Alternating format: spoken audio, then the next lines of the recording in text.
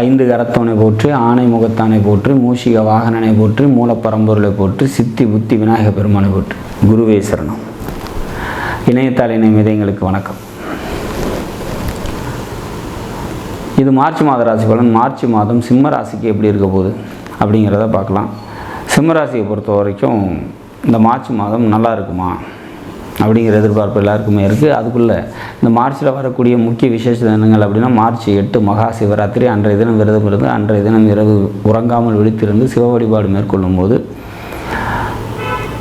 மோட்ச பிராப்தம் கிடைக்கும். 25ஆம் தேதி பங்குனி உத்திரம். அன்றைய தினம் விரதம் இருந்து முருகக் கடவுளை வழிபாடு பண்ணும்போது திருமணம் தொடர்பான பிரச்சனைகள் நீங்கும். புத்திரபாக்கியம் பார்த்திங்கனாக்கா இல்லாதவங்களுக்கு புத்திரபாக்கியம் கிடைக்கும். வாழ்க்கையில் சகல வித ஐஸ்வர்யங்களையும் பெறலாம். சரி, இது எப்படி இருக்கும் இந்த மார்ச் மாதம் சிம்ம ராசினா? ராசிநாதன் சூரியன் கும்பத்திலேருந்து உங்கள் ராசியவே பார்க்குறாரு. இது ஒரு சிறப்பான ஒரு அமைப்பு. மனதில் புதிய தெம்பும் தைரியமும் இருக்கும். வரக்கூடிய சுச்சுவேஷன்ஸை ஹேண்டில் பண்ணக்கூடிய சக்தியும் ஆற்றலும் பிறக்கும். தன்னம்பிக்கை அதிகரிக்கும். மற்றவங்களுக்கு உதவிகளை செய்வீங்க.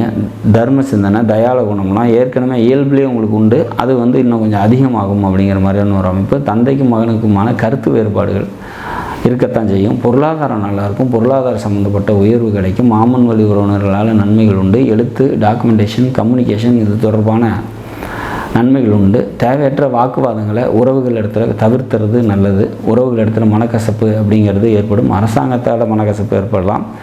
ஒரு சில பேருக்கு பார்த்திங்கனாக்கா அரசாங்கத்தில் தேவையற்ற பிரச்சனைகள் உருவாகிறதுக்கான வாய்ப்புகள் உண்டு. சரி, கம்யூனிகேஷன் நல்லாயிருக்கும். 3ஆம் அதிபதி ஸ்ட்ராங்காக இருக்கார். உச்சம் பெற்ற செவ்வாயோடு இருக்காங்க.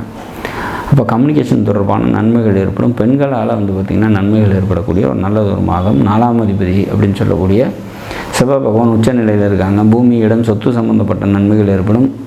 ரியல் எஸ்டேட் தொழில் செய்கிறீங்கன்னா அதெல்லாம் நல்லபடியாக மூவ் ஆகும் அப்படிங்கிற மாதிரியான ஒரு அமைப்பு. பூர்வீகம் சம்மந்தப்பட்ட நன்மைகள் ஏற்படுறதுக்கான வாய்ப்புகள் உண்டு. குழந்தைகளால் நன்மைகள் ஏற்படக்கூடிய நல்லதொரு மாதமாக இந்த மார்ச் மாதம் அமையும்.